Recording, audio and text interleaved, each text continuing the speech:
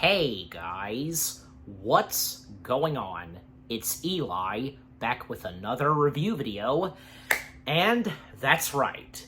You read the title, you know exactly what this is. This being the first review marathon for this year, the Planet of the Apes review marathon. Yes, and of course in celebration of, Kingdom, so yeah.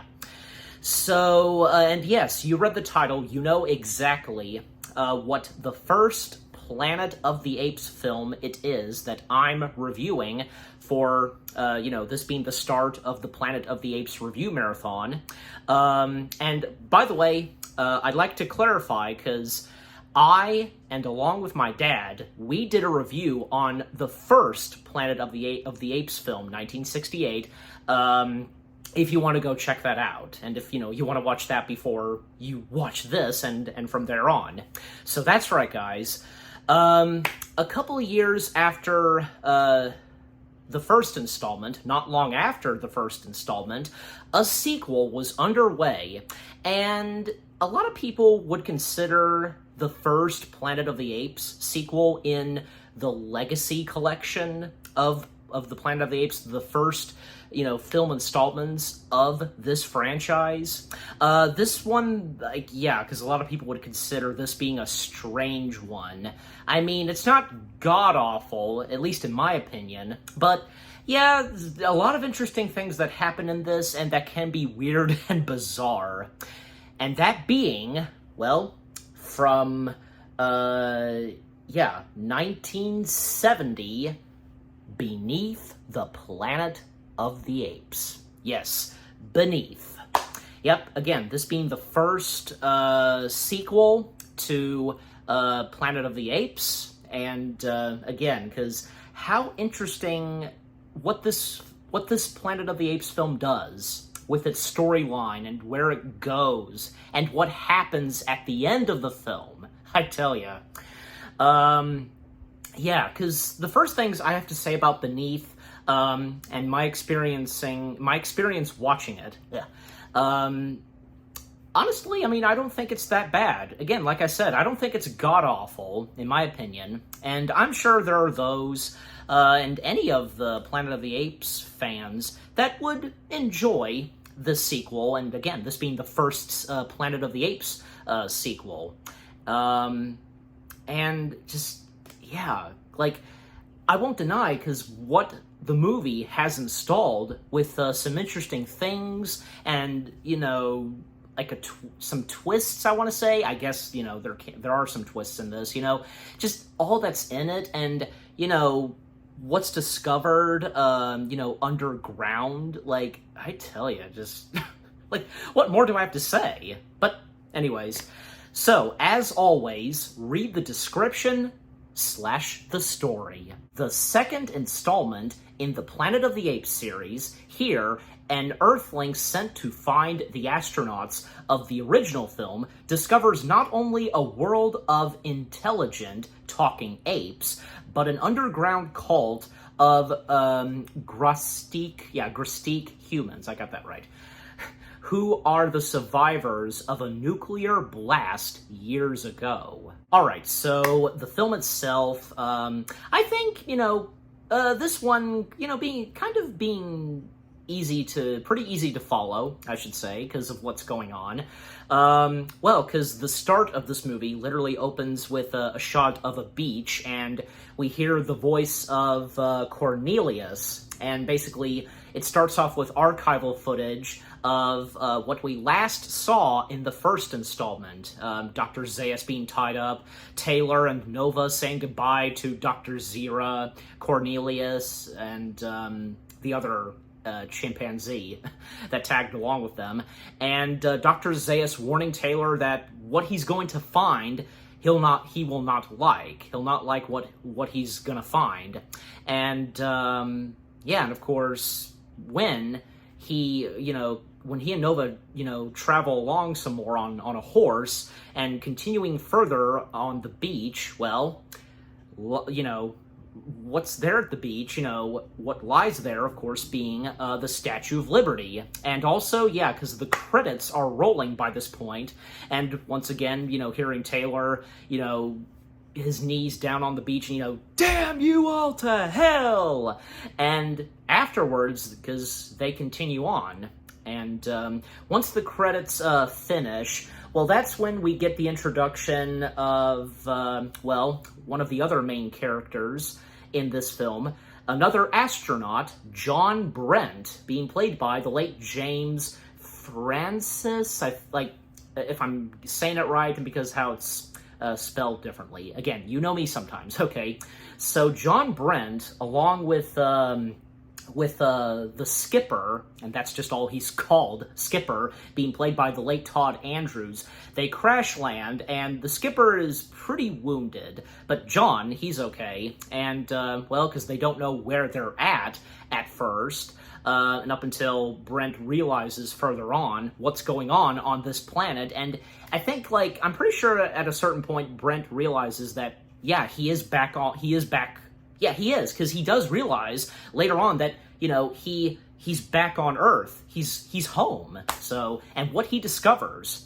So again, because they're searching for their other fellow astronauts, which of course being Taylor, and the other 3 astronauts, which all 3 of them got killed, as we saw in the original. And Skipper and Brent realizing how further they've traveled into the future, and the Skipper realizing that everybody that he's known, especially his wife and his daughters, gone. They've died all those years ago, and just kind of a random death, don't you think? Because after that, because Skipper realizing that all his loved ones are gone, he dies, and just transitioning to seeing Brent bury him. That was kind of a strange transition, and with the Skipper's death. Do you know what I mean? If they could have done it, I don't know. I mean, in my opinion, because that was kind of a weird transition, and how when he dies, we just instantly do the transition and we see Brent burying him. So Brent, at one point, because after the skipper has died, well, Brent, for a few minutes is alone, up until he hears neighing, a horse, and we see Nova coming in, riding on a horse just by herself, and Nova, once again, being played by Linda Harrison. So, yeah, where the heck is Taylor? Well, because when Nova gets close to the wreckage of the spaceship, Brent getting Nova's attention, hey, and who are you, and where am I, and so on, and telling her that he's not going to hurt her and such, and tells her his name even though she can't speak English, and he notices that Nova is wearing something just like he's wearing, like what astronauts would wear and what Taylor wore. Yeah, because with Taylor's name, he realizes that she's wearing Taylor's, necklace. I know there's a specific name for it, but I think you get my point. And having Taylor's name. So, yeah, because she's been with Taylor, and, he knows who Taylor is, and he asks her, where is Taylor? And by saying his name, Taylor, Nova has flashbacks on what happened early on, because, yeah, once again, Colonel George Taylor, once again being played by the late legendary Charlton Heston, because we see Taylor trying to teach Nova, to say his name, for her to say his name, and, Nova, Taylor. Yeah, and Taylor hoping that, because they can start a future and such, and teaching their kids to speak English, and that also goes for her. And them continuing on, riding on a horse, and up until something strange happens.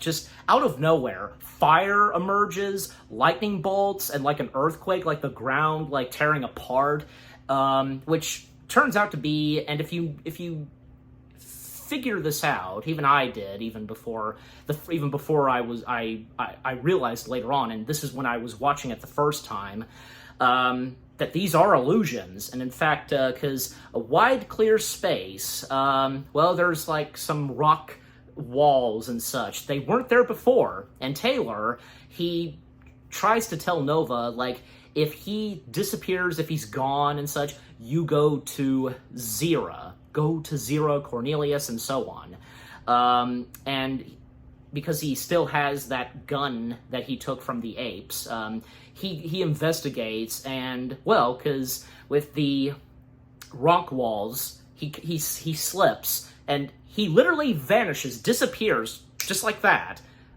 Quite literally. And we don't see Taylor until very later on in the film. And that's another thing, because, fun fact, Charlton Heston, because he doesn't appear that much in this movie, that's because he hated the idea of there being a sequel to Planet of the Apes. And even though, because he went along being in this movie once again as Taylor. I guess maybe because he's not in it that much, I guess he requested that. So, and by the way, because his salary, after he worked on the film, he donated his salary to charity. Well, that's nice of Charlton Heston, and, well, because, of course, he would do much better movies later on, so, anyways. So, yeah, so Brent now tagging along with Nova in search of Taylor, and Brent asking Nova to take him to Taylor. Yeah, take me to Taylor, and so on.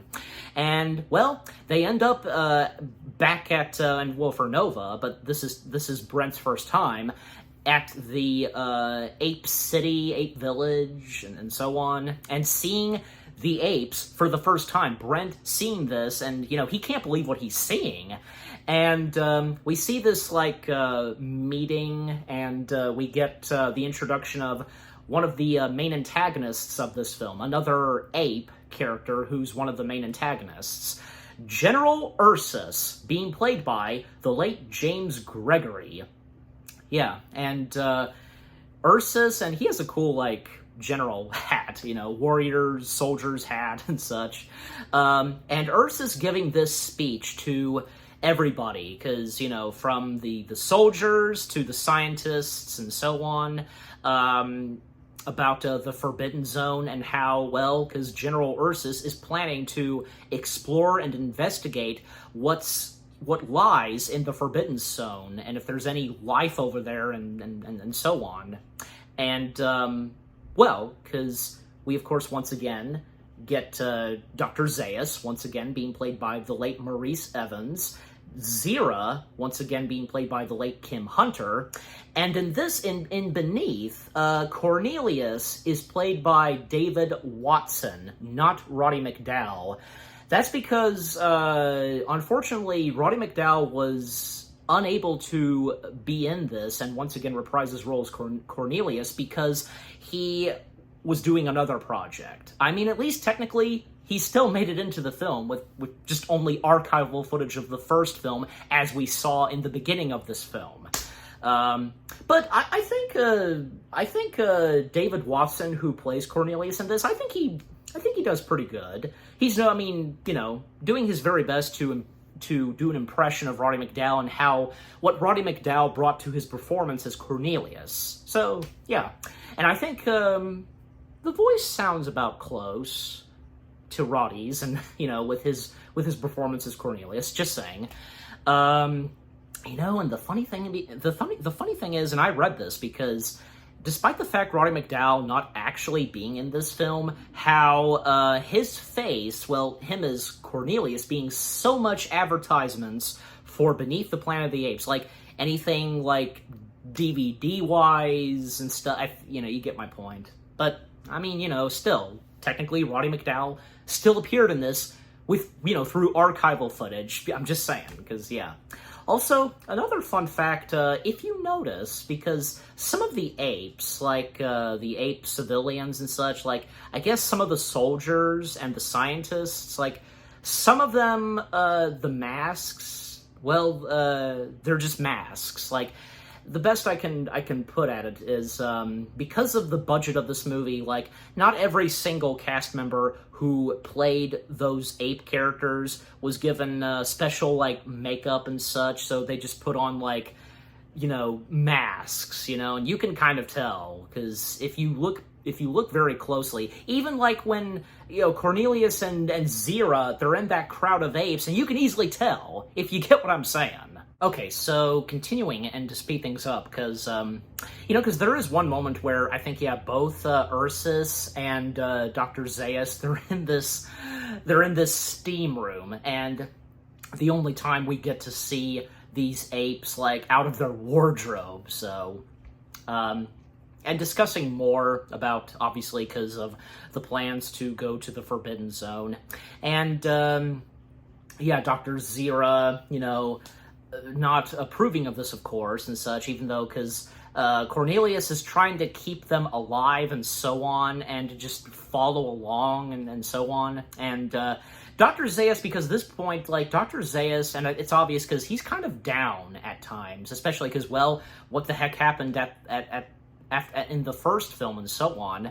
And also because, Nova and Brent, they do go to Zira and Cornelius's house seeking for help. And, because Zira and Cornelius shocked to hear Brent talk because, with the first film and, Taylor being the only human that, spoke and such, as it being established in the first film, and of course, they mentioned to Cornelius and Zira, because, that they're searching for Taylor, Brent does, and they need help and, getting directions and, looking at a map and so on. Even, because Zira was attending to Brent's wounds, because early on, because Brent and Nova, they were hiding from one ape soldier, and, the ape soldier heard something and, shot his gun, and little did this ape soldier know that he shot Brent, wounding him, and a bird flew, and, he thought that's what was making the noise he heard, even though it was actually Nova and Brent. So, again, Brent and Nova getting help from Dr.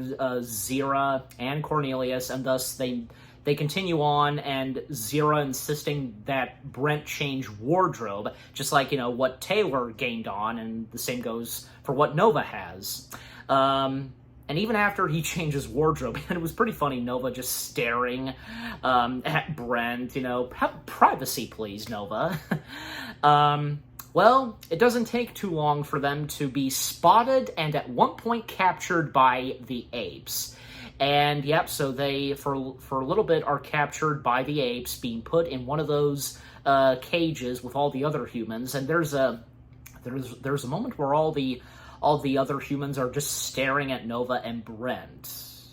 I could take a good guess as to why, but how, I guess, like, they were different from them. But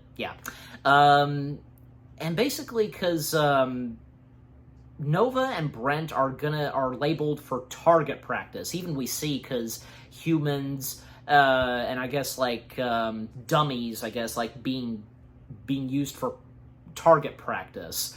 And even when Zira notices and sees Nova and Brent are present, because, she's experimenting and testing on another human, well, she tries to save Brent and Nova, but she has no luck at first, even when Ursus steps in and tells Zira that they're labeled for target practice. Well, Zira, not giving up, she tricks the apes and, checking to bolt the doors and such to their cage on a carriage, and what she did was unlocking it and wishing Brent good luck. And of course what happens next is, well, he gets out of the cage and attacks the one soldier ape, controlling the horses, and, well, luckily, because even when Brent is losing to the one ape soldier, a tree branch knocks over the soldier ape, so now Brent and Nova are good, and they detach the horses from the coach, and, take the two horses, each of them riding the two horses, and from there on, and then, not long after, back at the ape village / city, because the ape soldiers, and with their general, Ursus, and along with Dr. Zaius, preparing to, well, travel into the Forbidden Zone, and, well, praying to their god, the lawgiver, and, well, even at one point, as they're about to make their travel, their destination, I should say, to the Forbidden Zone, ape protesters, chimpanzees, I should say, that wear the same clothing as, well, Cornelius and Zira, they're protesting, end war, we must have peace and such. And Dr. Zaius, told Ursus not to fire upon them and, just get rid of them peacefully, quiet, and so on. And thus, the ape soldiers, they, get the ape protesters and, put them aside, like put them in a cage and such. And they proceed on, like, a huge army of ape soldiers. And, we get the last appearance of Zira and Cornelius and what they have to say on this. And, well, because that being the last time we would see them in this film, what would happen to them in the next installment? So, coming back to Brent and Nova, because by this point, how far they've traveled, further and such, well, because they end up going underground, through this cave and going underground, and what they discover, especially for Brent, well, more remains/ruins of New York, what New York used to be. And I think it's obvious because, well, when we first saw the Statue of Liberty, and the more we got in beneath, because more, ruins and such, clearly because the location of where they're at, and that especially goes for the apes, clearly they're in the location of, well, where New York used to reside and such, you know what I mean? So I think it's pretty obvious. And there is another word for this, like, dystopian, like, I wish I could pronounce it right and say it right, but James Rolfe, aka the Angry Video Game Nerd, when he did his review on the Ape films, because he said it better, and I think you know exactly what it is that I'm trying to say, but how I'm saying it is, remains/ruins, which, yeah, that's another thing too, and that's correct. But anyways, so yeah, Brent discovering the remains/the ruins of New York, and how, yeah, because he used to live in New York City, where he lived and worked at, and so on, and yeah.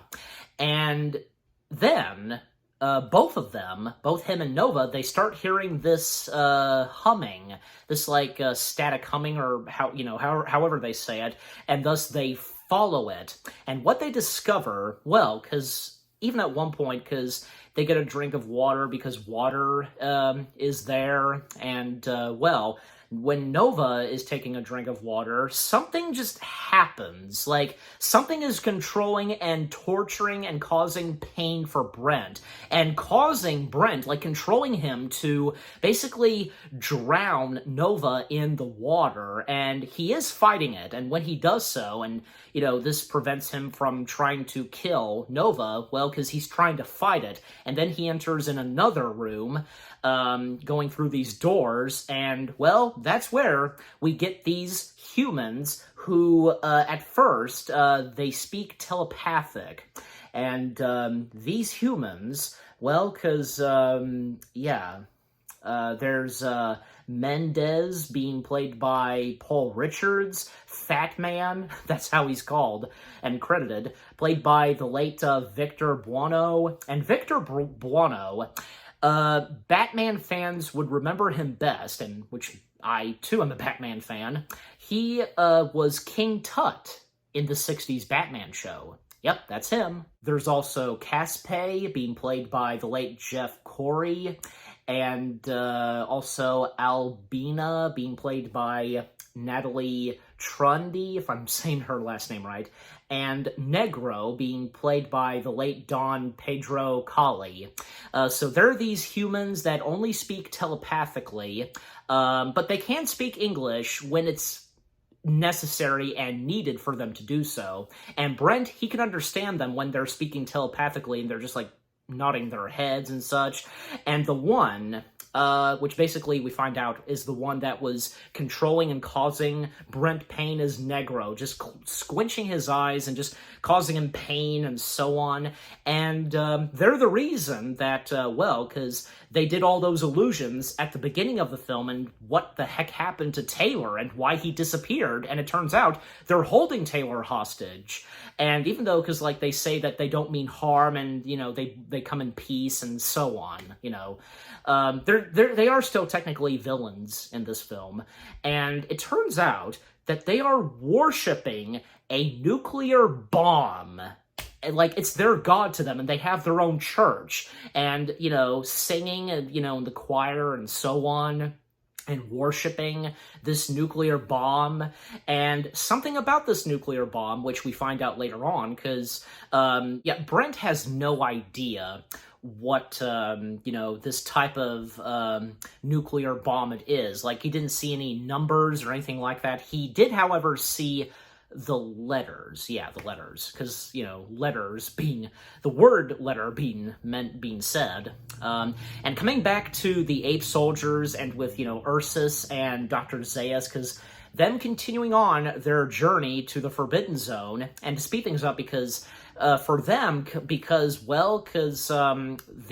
humans, you know, because they are aware, and even Brent mentioning about the whereabouts of the apes and Brent telling them what he knows about the apes, and well, because they're on their way and such, and how, well, the apes are very soon going to discover, you know, this underground facility and such, society and so on. Well, and another thing is, like, a couple of, like, one or two sequences where, you know, these humans, they're at their own church and worshiping the nuclear bomb because, again, it's their god.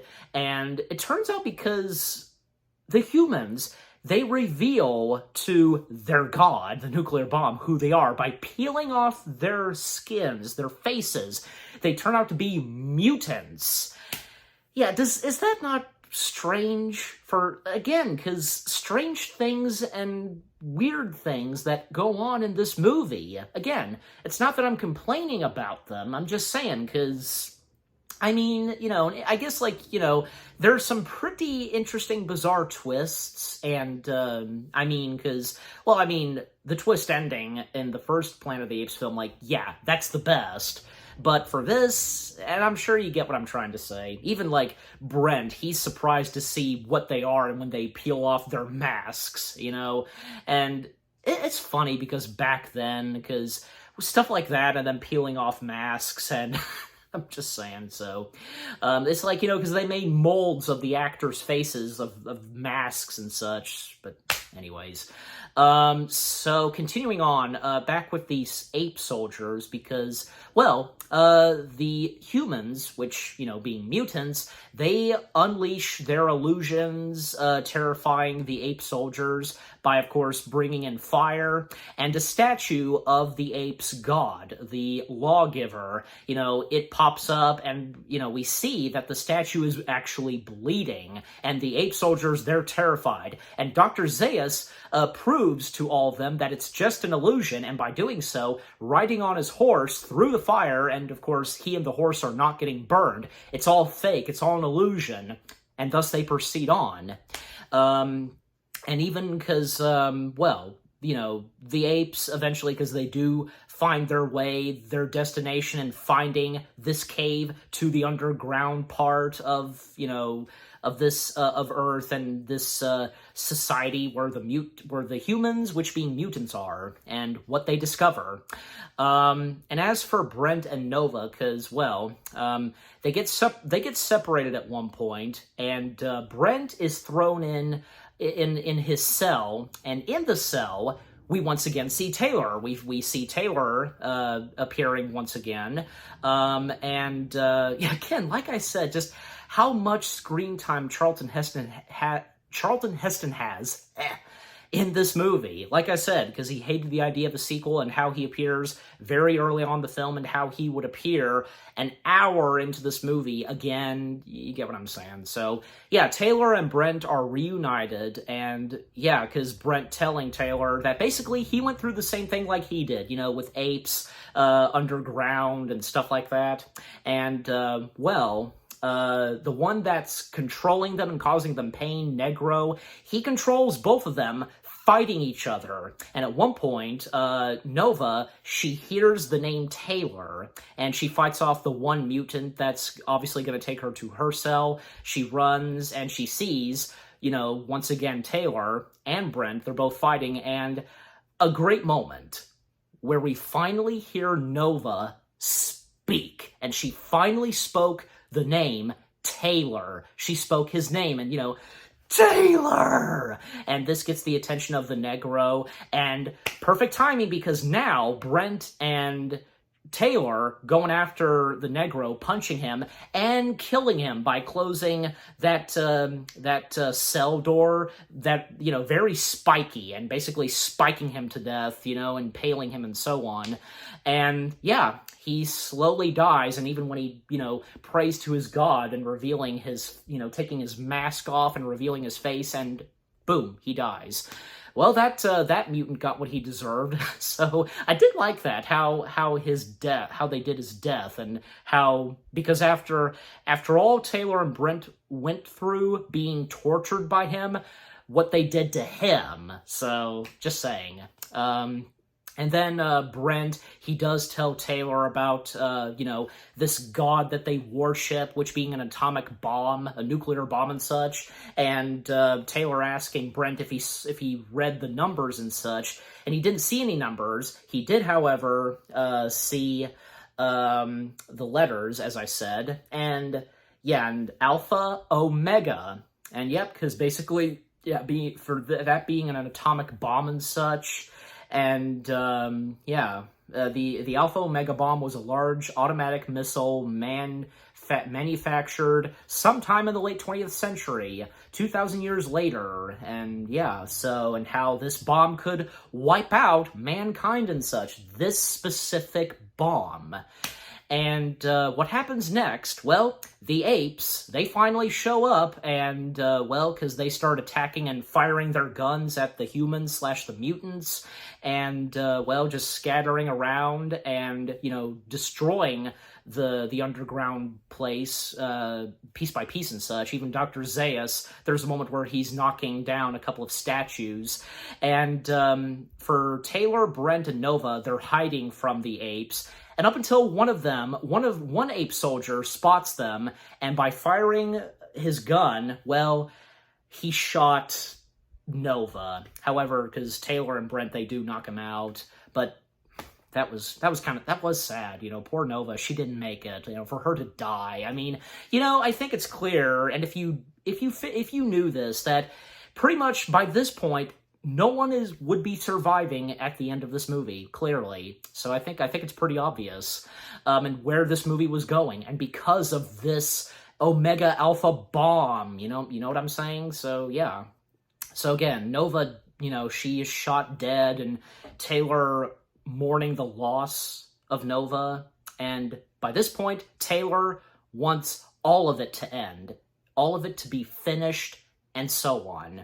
And they proceed on. It's just Taylor and Brent, and they make their way to the Alpha Omega bomb, and all the apes, you know, the ape soldiers, and along with General Ursus and Dr. Zaius, finding one of the last remaining mutants, Mendez, and how Mendez was planning to ignite the bomb. And when Mendez spoke, well, the apes, they're shocked to hear him talk, and doesn't take too long for Mendez to be shot dead, because, well, obviously, because Ursus, he's the one that shoots down Mendez, because clearly Mendez was not gonna survive by any chance. And, well, because even Ursus is trying to shoot down the bomb, and Dr. Zaius telling Ursus that it's impossible to shoot it down with guns, and what what they do next. Ursus orders the soldiers to, tip over the bomb. And when they tip it over, because, well, gas lets out, and, Taylor and Brent, they're trying to figure out, like, what to do and to stop the ape soldiers. And, well, because Taylor telling Brent to go on the other side and distracting them, and by doing so, and, well, Taylor, I guess, was, trying to, go straight to the bomb, but, well, he is spotted, and Ursus shooting down Taylor, wounding him and such severely. And good on Brent's part, because, clearly he saw, what Ursus did shooting Taylor, and, well, Brent shot and killed Ursus. So, yep, that's the end of Ursus. Brent doing whatever he can to, take on the ape soldiers, even though, there's too many and he's no match for them. And with all the bullets he's got left, and, well, because when the gun that he has, it runs out, well, the ape soldiers, they shoot him down, dead cold and such, like, all over. And he goes down, and that's the end of Brent. And, well, because what happens next? Taylor and Dr. Zaius, they meet once again, and Taylor asking for Dr. Zaius's help, and, well, because Taylor, he's planning to, of course, ignite and unleash the Alpha Omega bomb, wiping out mankind and, in other words, obliterating Earth. And that's what he does, and, Taylor's last lines, you cold, sick, however he says, bastard, and by pushing down the button, well, because what happens next, it's ignited and about to go off and such, and, yeah. And to quote James Rolfe, what he had to say on that when he did his review on Beneath the Planet of the Apes with, Taylor pushing the button and nuking any possibility of another sequel, what James Rolfe said and what he said next, how often do you see that? An actor who, is basically saying, no more of this shit. Boom! And that's a good point. I think I think James had a good point. And right before the movie ends, we get an ending narration quote from the late legendary Paul Frees, because he does a bit of narration ending off the film with this. In one of the countless billions of galaxies in the universe lies a medium-sized star, and one of its satellites, a green and insignificant planet, is now dead. And that's how the movie ends, right there. And we do get the end credits, a little bit of the end credits, just the cast. And yeah, that's how the movie ends. Like, that was a heck of a way for Beneath the Planet of the Apes to end. And I'm pretty sure, because when the audience saw this movie in 1970, I'm pretty sure they were mind blown and shocked by the ending to this film. And, like, probably because, some were thinking, is that it? Is that the end of this franchise after only 2 movies? If you get what I'm saying. I have no doubt. But thankfully, we wouldn't have to wait that long until next year when, well, 20th Century Fox, they found a way to keep the franchise alive with the next installment, which being Escape, Beneath the Planet of the Apes. What an interesting Planet of the Apes film this is. And to think, this being the second installment of the franchise. Again, I don't think it's god-awful. It doesn't seem like it is, but it's not really the best, The story is okay for what it is. The plot and its message, and with, some familiar faces coming back, new characters and, new villains, and the whole thing of humans turning out to be mutants, them worshipping a nuclear bomb. Yeah, and with the action and the music, just everything about Beneath the Planet of the Apes, it's fine for what it is. I think it's pretty good, enjoyable, decent, and no doubt about it that there are some fans of the Planet of the Apes franchise, including me, that, you know, think that this is okay, and it's not bad. So I think I make a good point there. And I'm giving Beneath the Planet of the Apes, yeah, because this sounds about right. I'm giving it 6 out of 10 stars. Yes, 6 out of 10 stars for Beneath the Planet of the Apes. And what about you guys? What did you think of Beneath the Planet of the Apes itself? Is there any of you that enjoyed this this Planet of the Apes film? I have no doubt about it. As I said, anybody, especially some of the Planet of the Apes fans, including me, that, you know, have enjoyed this this Planet of the Apes film.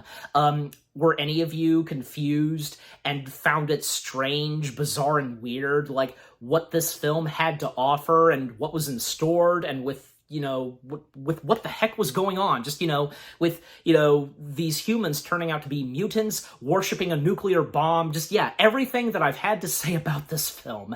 And what did you think of my review? Leave comments and give this review video a like, as always. And so, with all that being said, thank you very much for watching.